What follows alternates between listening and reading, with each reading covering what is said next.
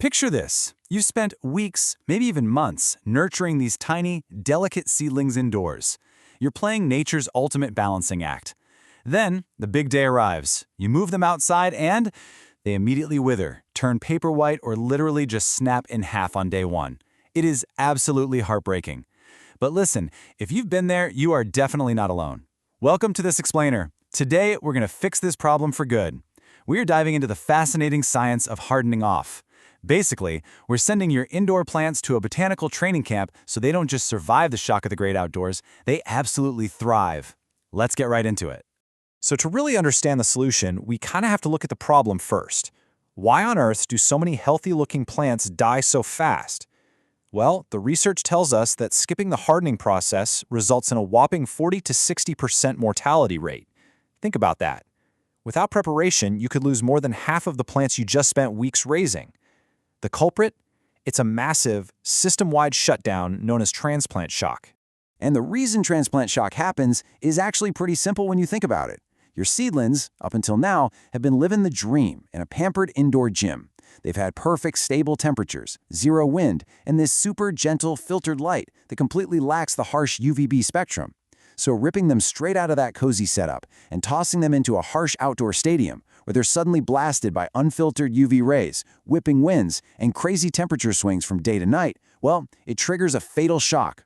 Honestly, it's like dropping someone who's only ever lived inside a heated house straight into the Arctic winter without a coat. No way they survive that. Right, so how do we fix it?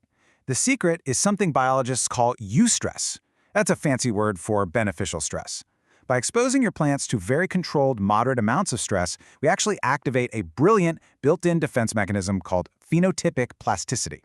I know it sounds academic, but basically, we aren't just getting them used to being outside, we are literally changing their physical and chemical structure. Let's break down what's actually happening inside the plant when we get this right. First up is sun protection and water retention. When you gradually introduce a seedling to outdoor UVB rays, the plant essentially starts slathering on its own sunscreen. It thickens up its cuticle, that's the waxy outer layer on the leaves, by up to 30%. And that is a total game changer, because that thicker wax slashes the plant's water loss by up to 40%. At the exact same time, the leaves start pumping out protective pigments, like anthocyanin, to shield themselves from severe sun damage. It's incredibly smart. Now, sunlight usually gets all the attention, right? But wind is often the silent killer.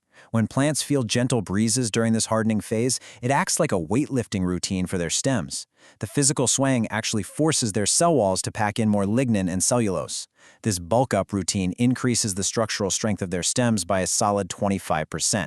So when a storm rolls in later in the season, they just bend with the breeze instead of snapping in half. The absolute coolest part about all of this biological training camp doesn't just keep them alive, it supercharges them.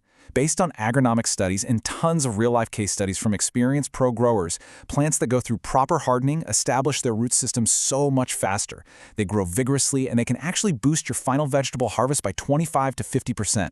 Seriously, the little bit of time you put in now is going to pay off exponentially when summer rolls around. Okay, so we know the why. Let's get to the how. We're going to break down the ultimate 7-day hardening schedule. This is a foolproof, step-by-step guide to make sure your plants are ready for the major leagues. As a quick rule of thumb, you want to kick this process off about 1 to 2 weeks before your area's last expected frost date.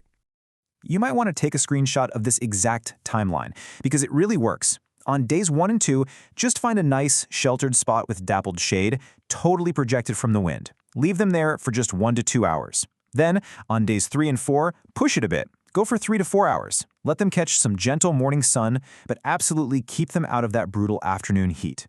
By days 5 and 6, you're aiming for 5 to 6 hours outside, including at least a couple of hours of direct sunlight. And finally, days 7 and beyond, they are officially ready for a full day out in the elements. Oh, and a quick pro tip, during this whole week, cut back on watering just a little bit. Letting the soil dry out slightly actually forces the roots to stretch and grow stronger. Now, an incredibly common FAQ we get from beginners is, does every single plant need exactly 7 days? And the answer is a hard no. Gardening just isn't one size fits all. A really tough, cool season crop, like cabbage or broccoli, can finish this workout in 5 to 7 days and totally handle cooler nights down in the 40s Fahrenheit. But your warm season favorites, tomatoes, peppers, those guys are super sensitive to cold shock.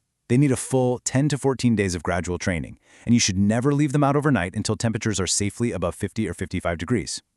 Oh, and if you bought those big, lush transplants directly from a nursery, they probably grew up in a cozy greenhouse, so give them a quick 3-day hardening run before you plant them just to be safe. Even the most seasoned gardeners can slip up if they aren't paying attention. So, let's quickly flag the silent stressors and common mistakes that can totally derail all your hard work during this crucial transition. If you rush the timeline or ignore the daily weather forecast, your plants are going to face 4 massive threats. Number 1, sun scald. That's when UV rays literally bleach the leaves white, completely destroying their ability to photosynthesize. Number 2, windburn. This strips moisture from the leaves way faster than the roots can suck it back up, leaving you with crispy brown edges. Number 3 is cold shock. If they hit freezing temps, their tissues turn into dark, watery mush. And number 4, this is a huge mistake I see beginners make all the time. Fertilizer burn. If you pump your plants full of nitrogen right now, it causes this rapid, watery cell growth with super thin walls. It basically makes them sitting ducks for wind and cold. You have got to cut the nitrogen during the hardening phase. But hey, if disaster does strike, please don't panic. Just immediately jump into this expert rescue protocol. Step 1, get those plants into heavy shade right away to stop any more UV damage. Step 2, if you think you overdid it with the fertilizer, heavily flush the soil with clean, dechlorinated water to wash out the excess salts. Step 3, grab some shears and trim away any mushy or dead leaves so you don't invite fungal diseases like botrytis. And Step 4, hit them with a really gentle seaweed extract or a light microbial fertilizer. That's going to stimulate rapid root recovery without pushing out weak, new leafy growth. To make sure your success rate stays sky high and to hopefully avoid those rescue steps altogether, agronomic experts highly recommend grabbing a few professional-grade tools. And don't worry, you absolutely do not need a massive budget for this. Some really simple additions can make a monumental difference. Start with just a basic indoor oscillating fan. Have it blow gently on your seedlings while they're still inside. It pre-trains those stems to build up that crucial lignin we talked about earlier. Next up, keep a shade cloth, sometimes called agrel, handy. You can quickly toss it over the plants if the midday UV index gets dangerously high. Also, use a soil thermometer. It takes the guesswork out of knowing if the ground is actually warm enough to transplant. And finally, remember how we paused the nitrogen? Well, 3 to 5 days before transplanting, swap it out for a boost of phosphorus and potassium fertilizers. Potassium thickens up the plant's cell sap in that protective cuticle, while phosphorus gives the roots a massive energy shot so they recover immediately once they're in the dirt. Taking those few extra days to properly harden your plants is honestly the ultimate bridge between all your indoor effort and a massive outdoor harvest. Albert Einstein actually had a beautiful thought on this. He said, "Continue to plant your seed, for you never know which will grow. Perhaps it all will." Every time we plant something, it's an incredible act of hope. But by equipping yourself with the actual science, phenotypic plasticity, eustress, and gradual adaptation, you're making sure that hope becomes a thriving, abundant reality right in your own backyard.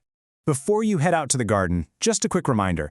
While this biological blueprint applies everywhere, your specific environmental conditions will vary. Always consult your local garden experts or extension offices for advice that's perfectly tailored to your exact microclimate.